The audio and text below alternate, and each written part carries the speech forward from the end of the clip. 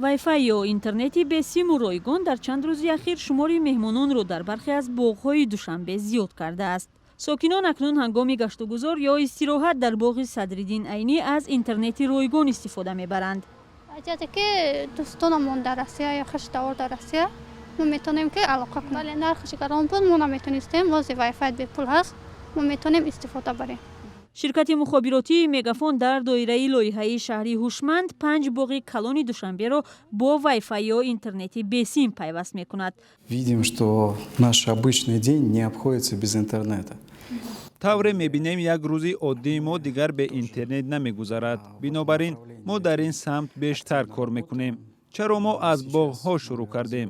Мо медонем ки соли сайёҳӣ аст ва мо хостем дар баробари корбарони мо меҳмонони кишвари мо ҳам аз ин имконият истифода баранд. сайёҳон на ҳамеша метавонанд аз телефони худ истифода баранд. вақте ба онҳо вайфай ройгон пешниҳод мешавад, онҳо метавонанд аз ҷойҳои диданиву таърихии шаҳр тавассути интернет огоҳ шаванду сайёҳат кунанд. ин иқдом шумори сокинонеро ки акнун соатҳо дар боғ мемонанд зиёд кардааст. пештар омада я сайру гашт мекарданд, мерафтанд. ҳоло бошад омада бо муддати зиёд нишаста барои манфиати худ аз интернет чизи лозимии худашонро кофта ёфта истифода мебаранд. баъзеҳо то соати 12 шаба ба хотири интернет омада мешинанд ҳамиҷа. боғи Айнӣ яке аз аввалин боғҳо дар Душанбе будааст ки ба интернет васл шуд ва имрӯз тавре масъулин мегӯянд дар чанд нуқтаи серодами ин боғ аллакай сокинон метавонанд аз вайфаи ройгон истифода баранд. ҳоло мо ҳам як кӯшиш мекунем вориди интернет шавем дар ин боғ ва бубинем то куҷо ин имконпазир аст. ба саҳфаи озодӣ дар ютуб ворид мешавем. тавре мебинед рамз лозим нест ва суръат ҳам хуб аст.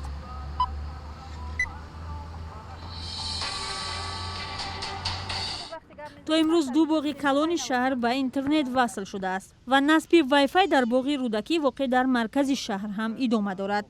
онҳое ки мунтазам аз вайфаи боғҳо истифода мебаранд мегӯянд бо зиёд шудани истифодабарандаҳо суръати интернет каме суст мешавад. суръати интернет хуб аст. вақте ки одам бисёр мешавад сустар мешавад. ман бисёртар ютуб медарам, инстаграм, ватсап. то имрӯз дар тоҷикистон дар бархе аз меҳмонхонаву осоишгоҳҳо ва фурудгоҳи Душанбе барои муштариён интернети ройгони бесим пешниҳод шудааст.